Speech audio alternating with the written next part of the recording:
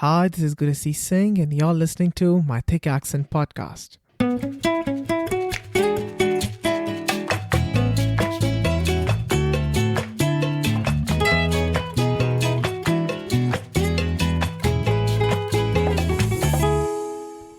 So, before I introduce my guest today, I would like to share a quick story.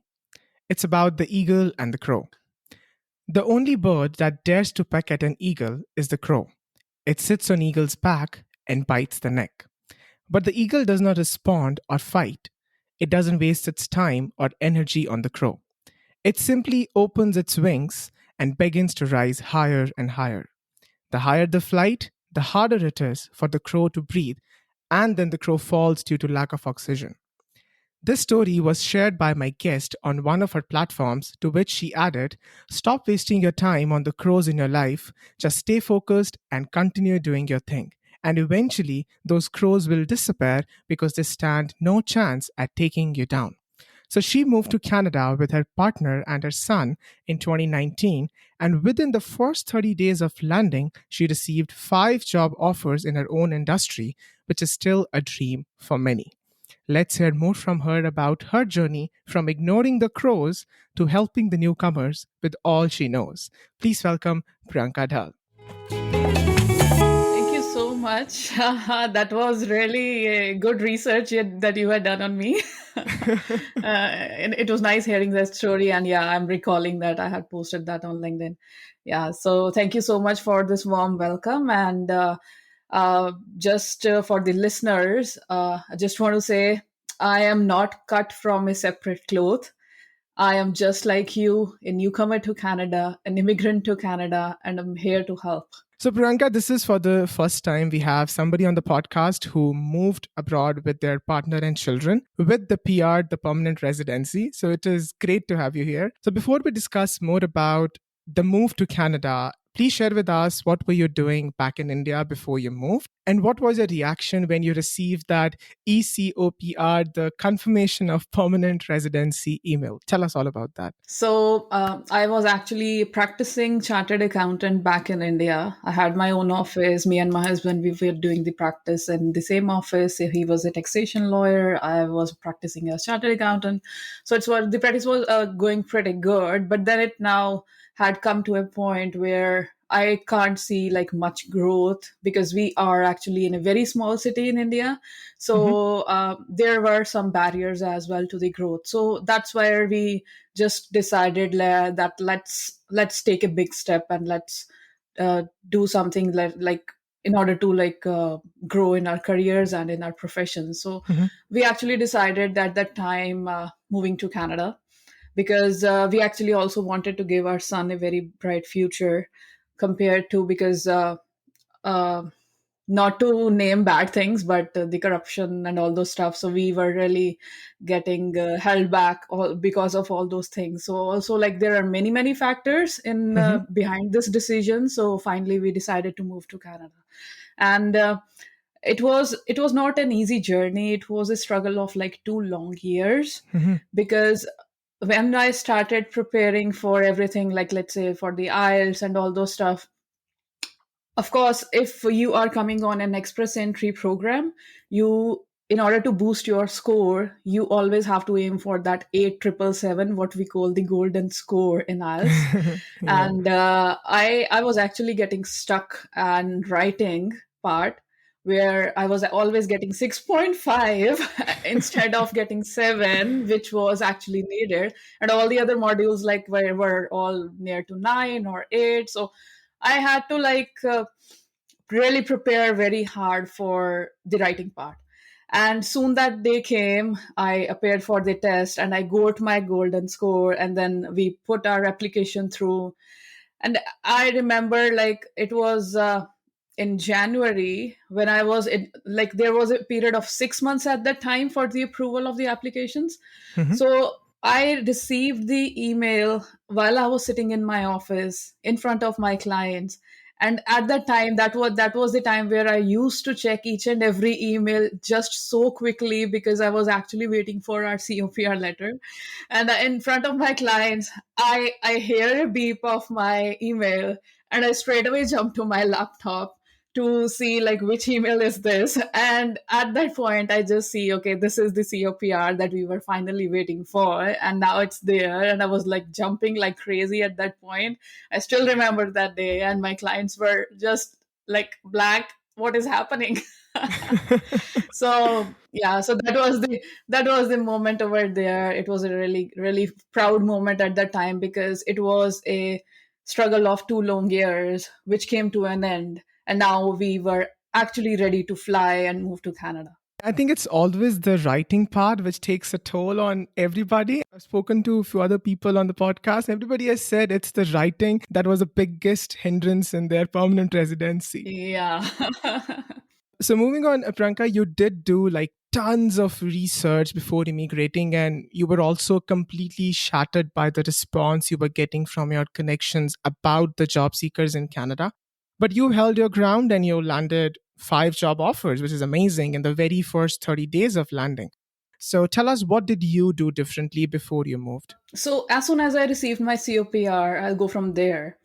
I started reaching out to my connections, like friends of friends or Hmm. like some family friends, because I didn't had, frankly speaking, I don't have any family member here in Canada. So it was like pretty much like starting from scratch. I don't know anyone.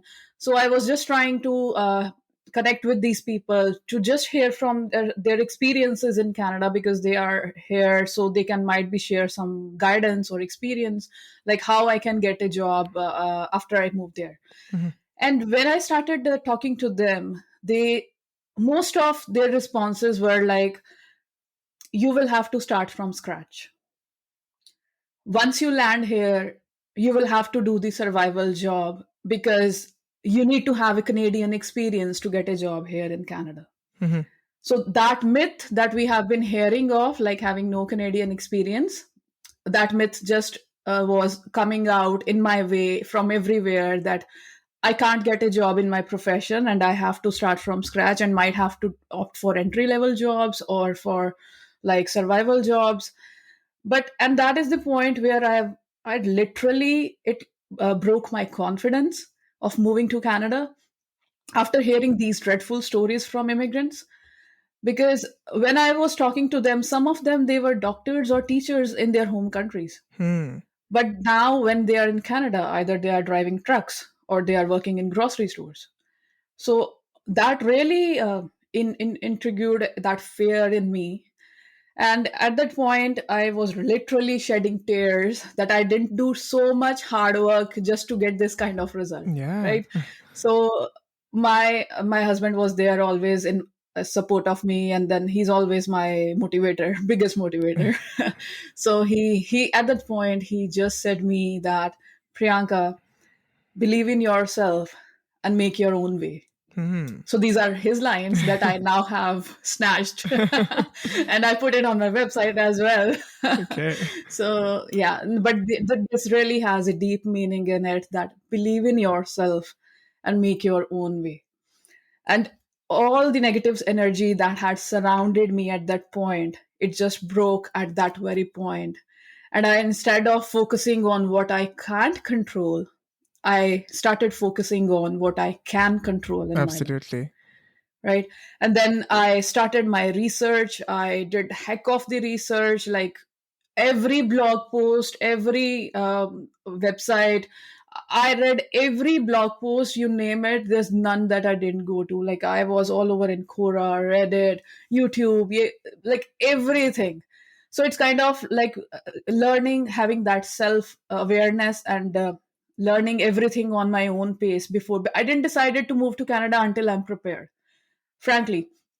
I didn't do that mistake that, okay, I've got my COPR, I'm just packing my bags and I'm going. No. Why? Because I knew the cost of living is so high in Canada that I need to be prepared before I land there. I don't want to spoil my funds that I'm taking there, right? Exactly. So that is where I actually started doing the research. And all this research, I had spent like thousands of hours on research, and all this research resulted in me creating a step by step job search strategy that I personally implemented, and which got me the results when I moved here, which got me 5 job offers in less than 30 days when I started looking for jobs in Canada.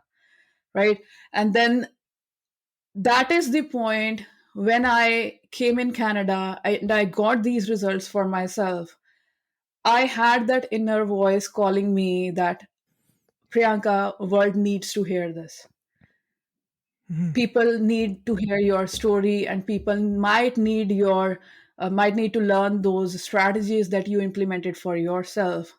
So it's kind of like that inner voice told me, like, might be God has sowed this mission in me that I should move on with, and I should share everything that I learned the hard way, because I didn't had that helping hand when I was moving to Canada. No one was there to guide me. So I decided to share these strategies with immigrants, with newcomers who were following the same path. So it's kind of like now I'm building that bridge where I'm on this side and I had to like go through all the ups and downs to achieve these results. But now I'm like building this bridge where if you are on this side, you can simply walk through and move on to this side and get the results that I got for myself. Mhm. Because I have laid that path for you now that you can simply learn and walk through, so that you don't have to go through all the struggles and all the ups and downs and all those dreadful stories that I had gone through. Wow, I love that. Indeed, it is a powerful quote that your husband told you, that believe in yourself and pave your own path. Everybody's journey is different, and no need to compare yours with anybody else's journey. Just believe in yourself and put in all the effort that you can, and things definitely will turn in your favor. I also want to mention here that if any of our listeners is planning to move to Canada, Priyanka has a free course for the pre arrival immigrants on her website. I will also put the link in the show notes. So, Priyanka, okay, you have landed here in 2019, I believe. At the end of 2019, you came here. Yeah, just before the pandemic. Oh, just before the pandemic. Wow. So, how was your first day, Priyanka? What was going on in your mind? My first day, like I when I came here, I was actually embracing this country. I tried to learn more about this country, and first of all, the transportation, because wherever you have to go, you have to deal with this thing. So you have to learn like how to even navigate and go from A point to B point. Like, so Yeah. it's kind of like many new challenges that were coming across. Getting my SIN, getting my opening my bank account, and all those stuff. So all those formalities. So very first few days, like first couple of I would say weeks, I Hmm. spent on all these formalities, and then after that I actually started applying for jobs. I didn't apply for jobs for my like first I would say 12 to 13 days, Hmm. because I was trying to prepare myself with all these things, because of course when you are going for a job, employers, they need your SIN number Hmm. to give you the employment letter and all those stuff. So I just wanted to like prepare ahead with all the documents that were required. Yeah, absolutely. To some extent, you are starting from the scratch and building that base and then putting yourself out there. It's all obviously it takes time. So, Priyanka, you always also talk about the mistakes that people make when moving to a new country. And one of the major ones is not researching enough about the city they are going to move to. Right. And you chose Vancouver. Tell us, why did you choose Vancouver, and why should people consider researching before moving? So I actually the course that you had mentioned earlier, the pre-arrival immigrants course, I actually have Hmm. a detailed video over there on how you can do that research. So if you want, you can definitely, I would recommend watching it. So the idea behind the research is that I have actually worked with tons of immigrants till date, like from last 2 years, and many immigrants, they make the same mistake. They land at a place, like let's say I have a cousin or I have a family member over there at that place, so I will be landing. So because they will get that initial support, yes, it's good to have that Hmm. initial support in your initial days, but if you think out of a long term perspective, I think everyone should make this decision based on their occupation, based on their profession, whether that profession is in demand in the province that you are landing in. So when I decided to Hmm. move to Vancouver, one thing, the very first thing was like my son was at that time 5 years old. not even 5, even 4.5, I believe. Hmm. And I didn't want it to go to a harsh weather place like Alberta or Manitoba. So one thing was my weather. I Hmm. considered that, considering my family. But the most important thing was my profession. So when I started researching, I found like Toronto and Vancouver, these are both financial hubs. So I can, like, I had both choices, like either land in Toronto or in Vancouver. But then weather came in that point, and then instead of going into a snow area, I preferred to go in a rainy area. So that's why I chose Vancouver, because there was a demand for my profession here, even my husband as well. So we both had our professions in demand in Vancouver, along with favorable weather conditions. So that's why I moved here. Yeah, absolutely. A little bit of research, a bit of planning makes a major difference how your future years are gonna look like. So Yeah, absolutely, researching is very essential before you move anywhere, any part of the world, not only Canada, but anywhere. yeah. So Priyanka, whenever someone decides to move, it's obviously a conscious decision, but for somebody like your son that you mentioned, who was 5, and he has to go where the parents are going, and it reminds me of my nephews and nieces who look forward to go to the park every evening to just play with their friends. I can see the sparkle and the excitement in their eyes to just go and meet their friends. And one day I'm telling them, hey, let's go, we are just moving out of the country, and not we won't be able to see your friends anymore. So tell me, Franca, how was your son's first year? How did he take this whole decision? It was actually a very, very hard year, because we actually used to live in a joint family. Hmm. So we had, like, it was not just my son. We had kids around, moving in the house, playing together, all those stuff. So my sister-in-laws, they used to come. So every kid like was of the similar age of my son. So they really had a great bonding, and it was really hard decision for me to take him away from everyone, because he's so attached to everyone, I can and imagine, especially his yeah. grandparents. We have a culture in India of living in a joint family and having grandparents along with. So it was not easy for any one of us, not even for my family, and not even for three of us. But we just took this decision for our future, of course, and everyone agreed to that. But it was really a tough time. And for my son specifically, I would say I had to like spend more time with him. Hmm. I decided to be his friend. Like, me and my husband, we both were always available in his very first year. Hmm. Whenever he needed us, whenever he wanted to play, we would leave our chores and we would just play with him, because he should not feel that like, kids are so sensitive, right? So Of you have course. to give them that sense of belonging, that we are always there for you whenever you need us.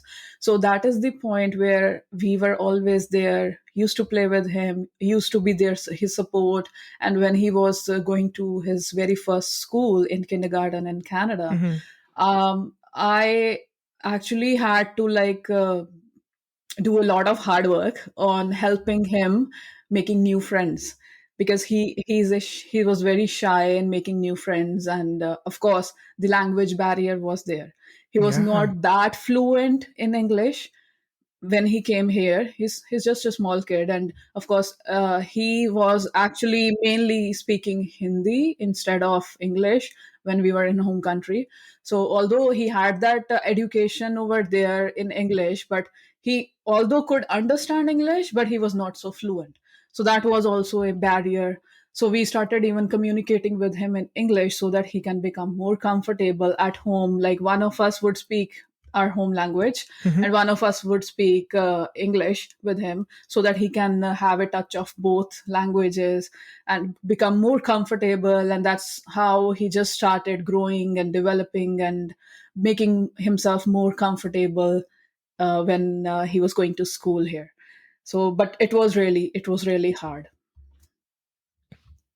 Wow, I can imagine living in a joint family, because I myself was in a joint family and I moved here, and I know how the atmosphere is. You don't even, you feel you, all your friends are like within the family. You don't really feel like going outside. That's how it is. The joint families are.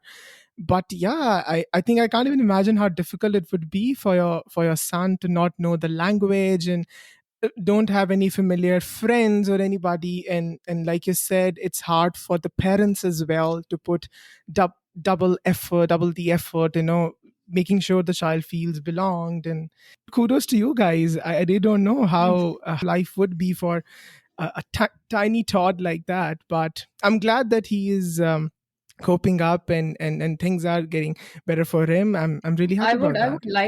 I would like to add here that kids are really very very strong. It's Hmm. we who underestimate their power, but they are very strong and they just quickly adapt to the things. Even like they are quick adapter than adults. So it's just kind of giving that space and time to them, but they are really quick adapters. Awesome. I love that.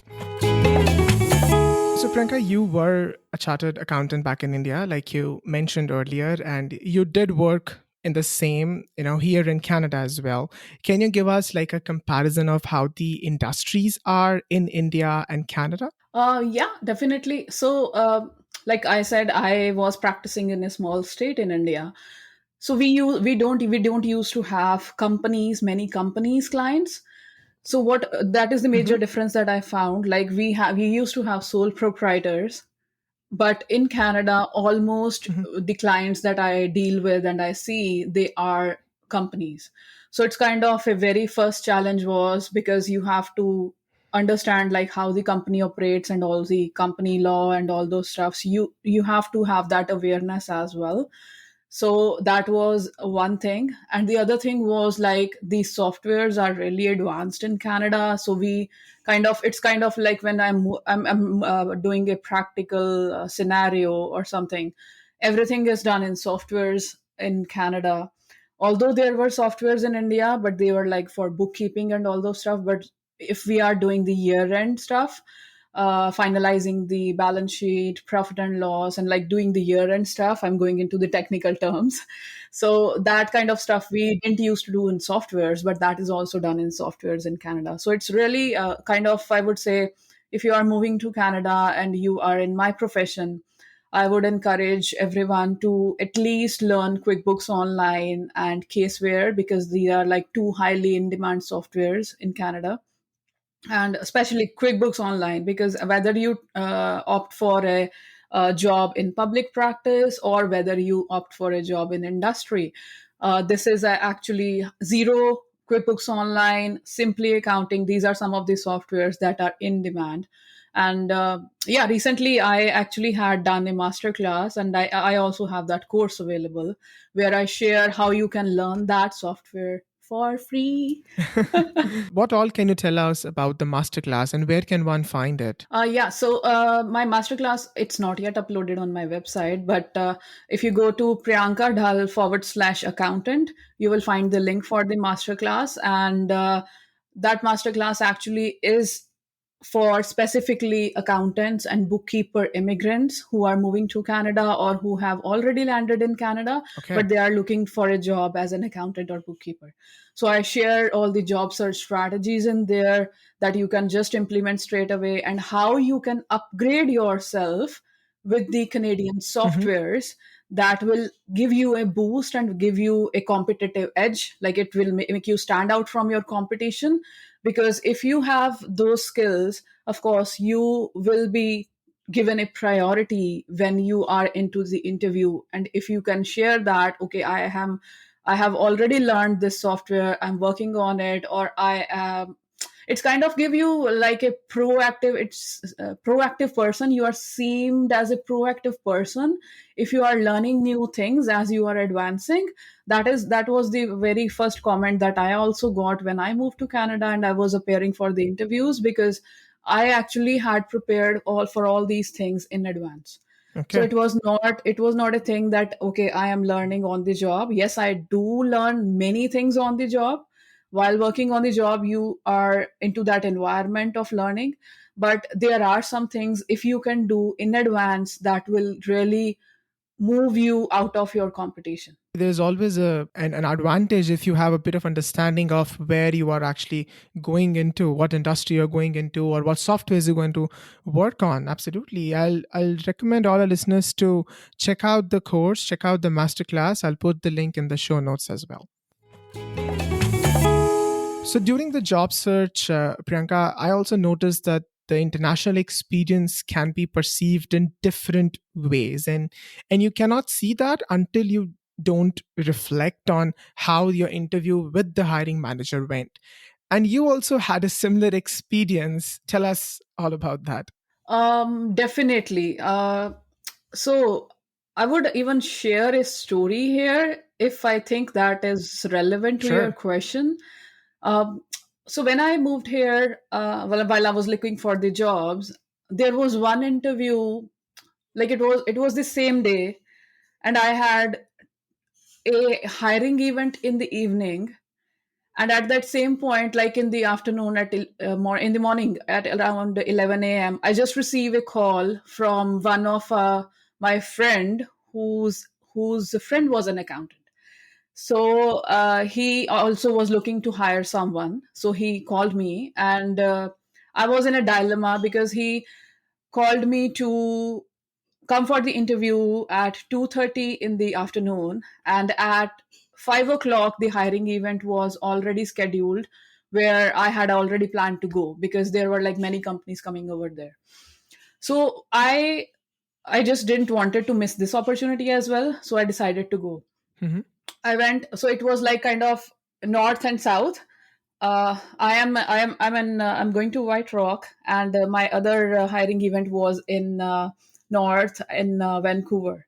So it's kind of I had to see the distance as well for the commute. So I decided to go to White Rock. I went for the interview. I had already emailed them my resume in advance. So they had already looked at my resume. And when I go there, they just see my experience, my international experience, and all those stuff. So they were really impressed with that, which is why I got the interview call. Hmm. And in my resume, I clearly stated that I want to pursue CPA in Canada to advance in my career. Now, there are some people like who would consider this as an asset for their company, but others they would consider it as a threat. And it all depends on like how your employer is and what's their mindset is, right? So sharing that with them, that person like felt uncomfortable. Okay, if you do CPA, might be chances then you are gonna go start your own practice or this and that, and you might like take my clients and all those stuff. So I was literally literally like laughing at his mindset. Of course, like this is a journey and a story that I'm sharing, not a judgment on anyone, because of course everyone has their own mindset, right? Absolutely. Yeah. So I was just laughing at that point, and then I just said one thing to them, that I had already stated this thing in my resume. There's nothing hidden. Then why did you give me the interview call? Yeah. You wasted your time and you also wasted my time. If you are not ready to hire someone who is willing to do CPA nearby in the future, then why did you give me the interview call? Yeah. Right? And then when I am, and at that point, I remember it was almost, uh, I guess, 4:30, Hmm. and my hiring event that I had to go in the evening, it was going to start at 5 o'clock. So I had to just quickly rush through, take a taxi instead of at that time, like I had to pay $40 for the taxi, which Hmm. was huge for me because Yeah. when you are new here, you are not earning. Every penny counts, right? Absolutely. So instead of like paying $10 on a public transit, I had to pay $40 to go to the hiring event. And I land over there, and then I see all over the companies. And during this transit time, I was questioning myself, like based on the experience that I recently had, whether I should share that I am gonna do CPA in Canada in the near future with the other employers as well or Mm. not. Yeah. right? If because if it gives you, it puts you in that question mark, that where you have to actually see whether this is going to give me a job or not. Because he just went away with this thing that I am dedicated to do CPA in Canada in the near future, and he's not giving me a job. Yeah. So so at that time, but then I had to like convince myself I am here to advance in my career, and I'm not going to be threatened by the fact that I'm going to be a CPA in the near future. So I am not going to take this out of my resume, and I'm willing to share this with positive energy that yes, I'm committed to advance in my career, and I'm just going with that. If they give me job, that's fine. If they don't, I'll figure a way. But I am not going to lie, because that is my goal, and I actually stick to my goal. And I went to the hiring event, I give my interview, I share my experiences, I share everything about there, and also my future plans, and that I Mhm. am willing to do CPA. Mhm. And at that point, two or three companies, they were so happy to hear this, Wow. because they were actually looking for such candidates who are willing to do CPA in the near future. Mm. That is where a perspective comes into play, that if you are being driven down by someone, don't take that personally. Stick to your inner voice, stick to your goal, what you want to do, and just share that, and you will actually get your way. And that is where I got, and like three of the companies, I actually got job offers from all three companies, and out of those I selected one for my very first job when I landed in Canada. So that's kind of a story that I also learned a lesson from, and it's good to have these stories so that I can share with you, right? So that if such a situation comes in your play, then you can also make a decision, uh, like what you want to do, right? What is right for you? You have the right to make that decision. No, nobody else has that right. Yes, do not let any rejection or a bad interview define you or your expertise in the career you are in. Thank you. Thank you so much, Priyanka, for sharing this story. I hope all the job seekers who are listening to this are inspired by this. And once again, just ignore those crows and just focus on your goal and believe in yourself.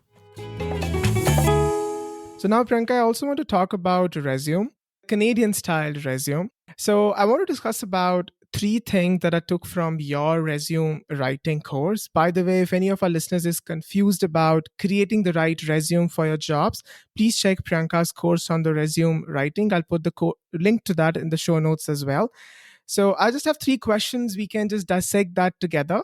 The very first, the very basic question that comes across all the time is how long the resume should be. Max 2 pages. Don't go over 2 pages. No one is gonna read that, right?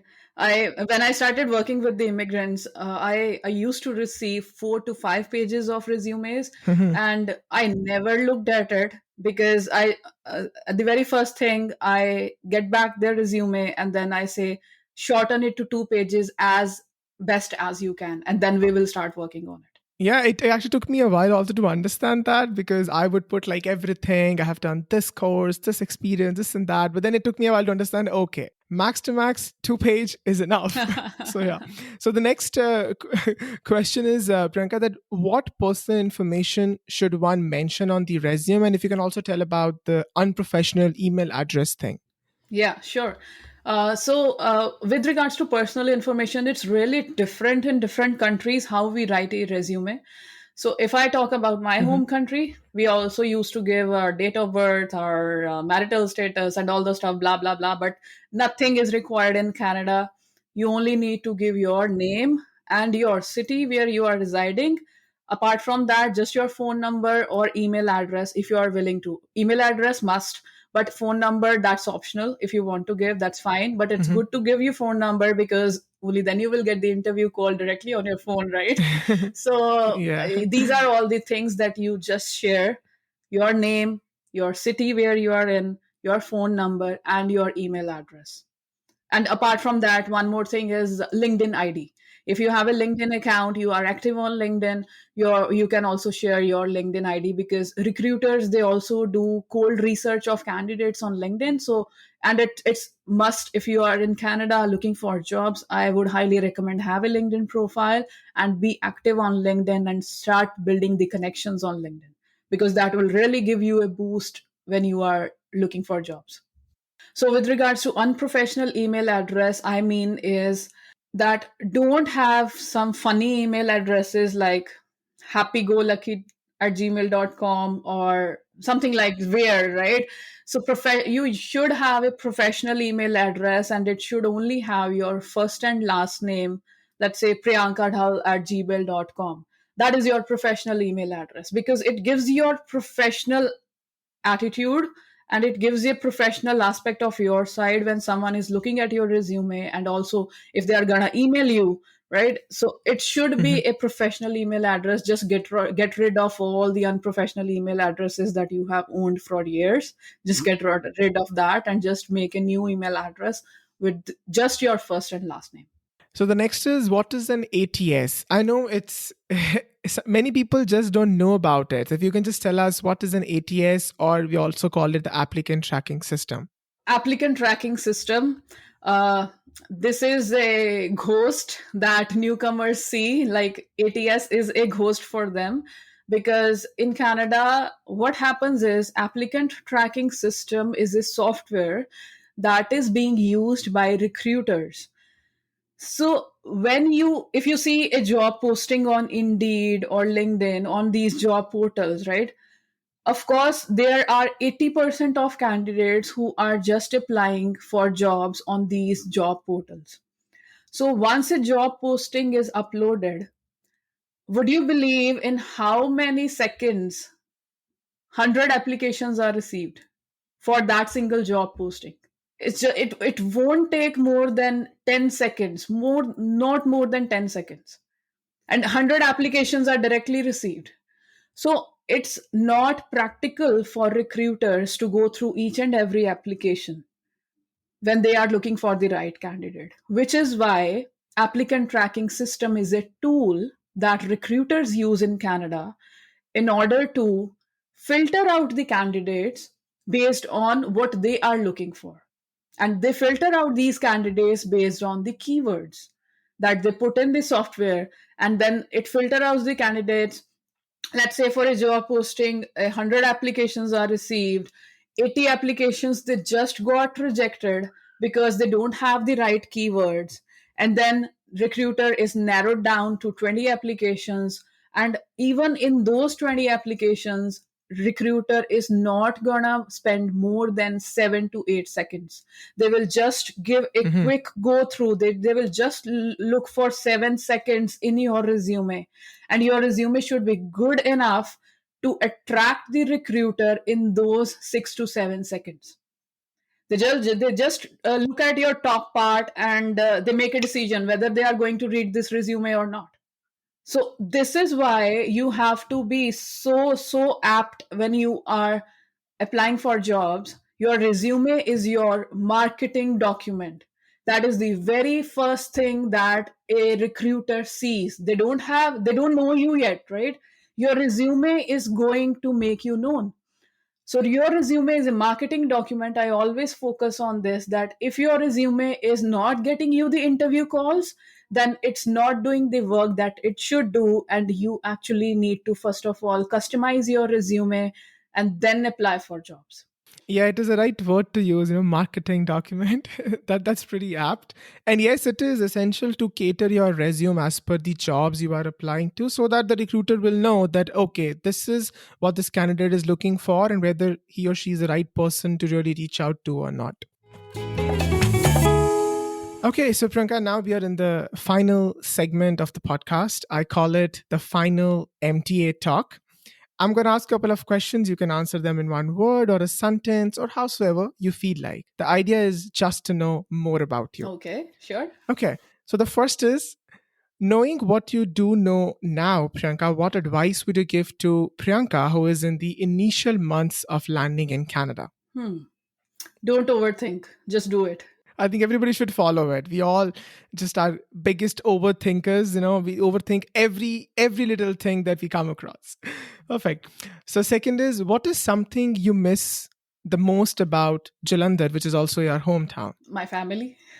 Okay, this is very very like classic answer. What else apart from? Of course, we all miss family. I miss my family so much. What else do you miss so much?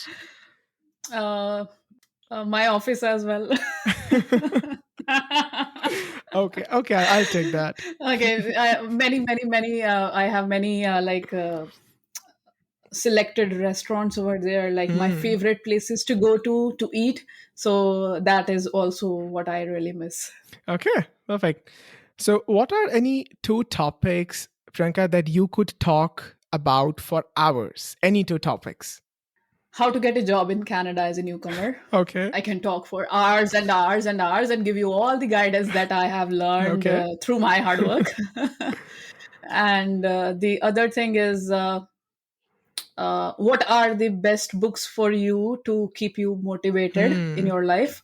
Because I am a book reader, so I can give you the best advice based on where you are and what help you need. Okay, I see that you do listen to a lot of audiobooks as well. Can you recommend any two or three that listeners should really try? There's one audio book called 5 a.m. Club. That's by Robin Sharma. And they also have a, I guess, membership site where you can become a member and listen to the book. So that is highly recommended if you are trying to, I would say, become more efficient in your daily routine, Hmm. because that really intrigues the idea of what are the benefits of waking up at 5 a.m. and then how you can build a routine that can get the most output out of a day. Okay, There are many for Tony Robbins as well, so I highly recommend that as well. okay. So, who would you consider to be your hero, Priyanka? I would say my husband. Okay. Because he is actually my biggest motivator, and whenever I am losing my confidence, he's always there for me to support me. And this is how, and even if I'm doing all this work, I'm helping newcomers and all those stuff, so it's all with his support. Because of course this takes my family time Hmm. to give that extra time to others, right? Yeah. So yeah. Perfect. Awesome. So, what is your favorite season and why is that? My favorite season is spring, Okay. to see all the flowers blossom, and I love being around in nature. So that's my favorite season. Okay. So, if you had 24 hours to do whatever you wanted in this country, what would you like to do? That's an interesting question.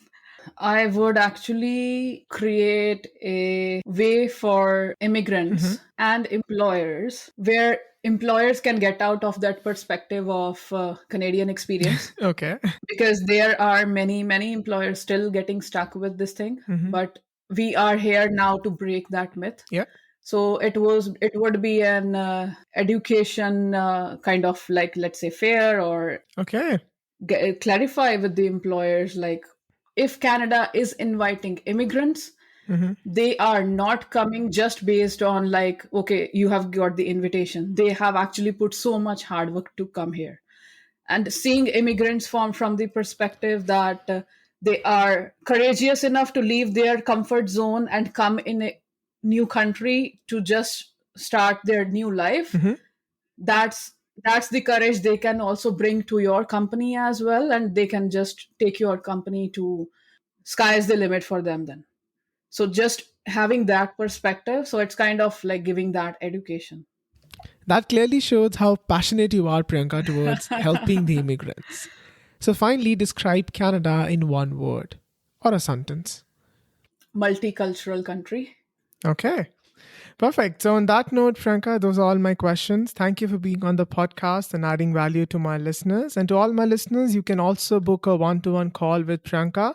The link to that is in the show notes as well. Thank you, Priyanka. Thank you once again. Thank you so much for having me today. It was great chatting with you. Hey, listener, thank you for making it to the end. I highly appreciate you listening the podcast. Subscribe to the podcast if you haven't as yet, and please share with your friends or anybody you think would like it.